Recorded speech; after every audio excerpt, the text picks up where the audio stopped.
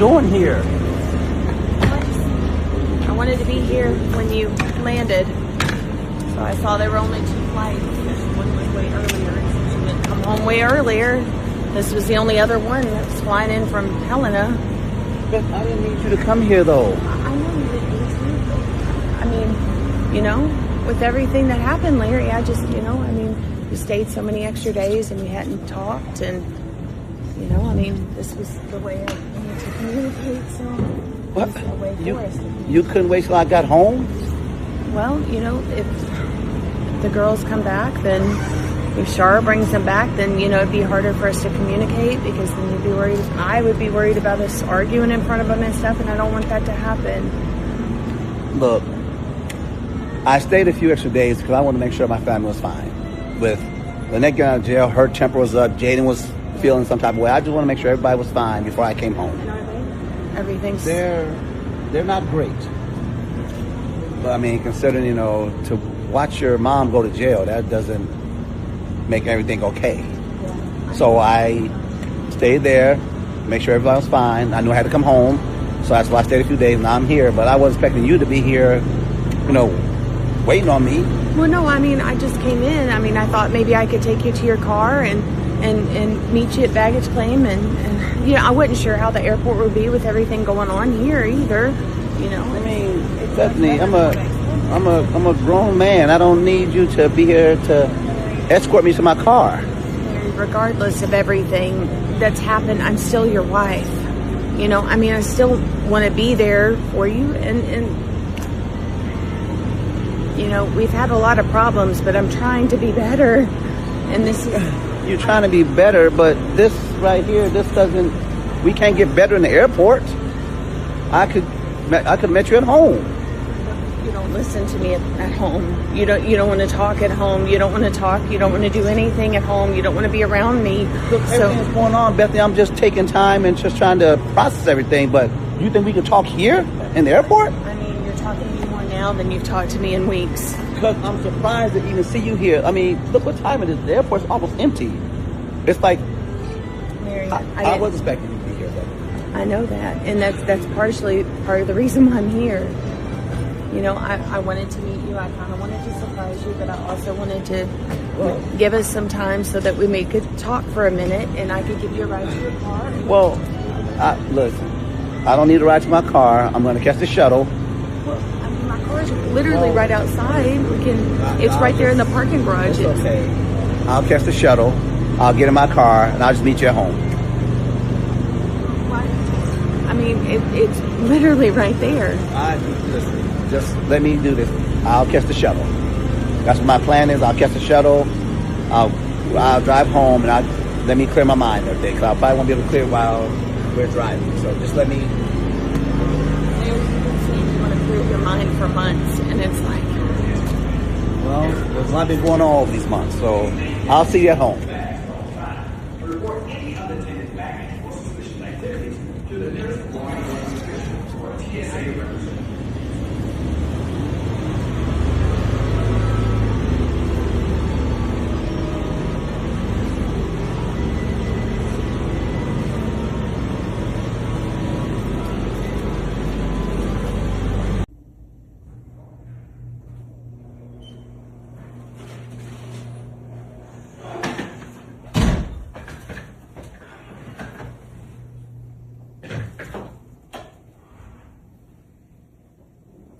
Do you have too much trouble getting home with traffic?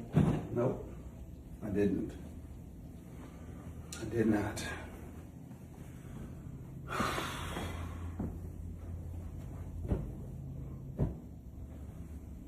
mean, didn't help that you showed up to the airport. Larry, I just wanted to talk to you, and what are you doing? I'm making me a bed out here. I'm gonna sleep out here tonight. Why? Why are you? Because the way I feel right now, all the emotions I'm having right now, it's just best that I sleep out here, and it's safer for me here.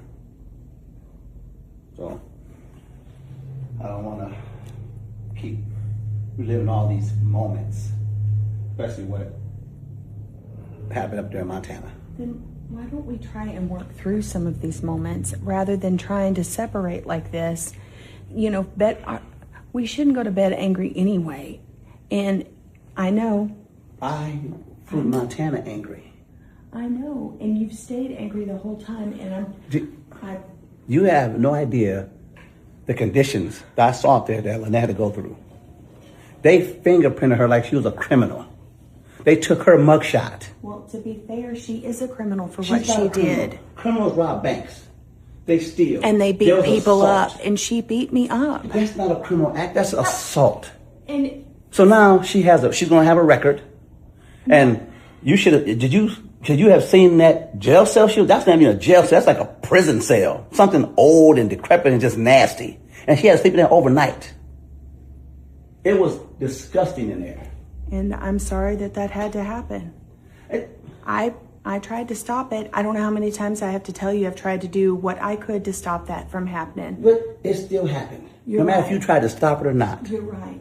It still happened. It did. And I do feel bad that she had to do that. How bad do you really feel? Larry, you know that we've been fighting nonstop for a very long time. Yeah. And this... Why? Who is the catalyst for a lot of the fights we have? And every time I try not to be a catalyst, you keep doing things like this, and you keep blaming me for things that I'm trying not to allow to happen. I keep doing things like what? Trying to hold you accountable for the stuff you did? You know, Larry, you going up there and bailing her out and saying that it felt like a prison cell and all that, you act like you were there in the moment, in the cell with her. I was in the moment. I was in the moment watching her and everything she had to go through. But you saw the cell? You were there with her? She told me about it. I don't have to see it. Well, I mean, I'm just saw asking. the jail. I'm just asking. That's not like Atlanta jail. You don't have to yell. I'm not yelling. You asked me to talk to you. This is how I'm talking. My voice is carrying because I'm pissed off. And this is how I talk when I'm pissed off. You should know that by now. But do you keep talking about, in the past you've said your PTSD is on high alert and everything, but you keep allowing that to keep flaring up. How? I don't allow anything, Bethany. But You allow it. Your emotions are so high. Yes. I'm trying to be as calm as I can so that I'm not triggering you. But see, it's not I you. tried to stop the issue. No. I tried to make Dad call and Your dad. This guy. Well, I got choice words for him. I understand. So that. you saying my PTSD, you know what happens when my PTSD acts the way it acts? Because of things like this. Larry, I have PTSD too from things that have happened to me Really? in the past. I do. That's not PTSD. I got PTSD from war situations and stuff like that. It's Totally different. It is different, but it's still So you can't PTSD. compare your stuff to I mine. can. You I can't. can. You can't, because I have to go and see psychiatrists and VA stuff for this. You don't. And it still doesn't make it any better. But understand this. It's been a long day. Yeah, and I had to endure your ex beating me up. Oh and my you God, it's not about allowing you. it. See, you made it about you. Listen, I'm going to take a shower. I'm going to come back here and lay on the couch and try to get some peaceful sleep. That's what I'm going to do.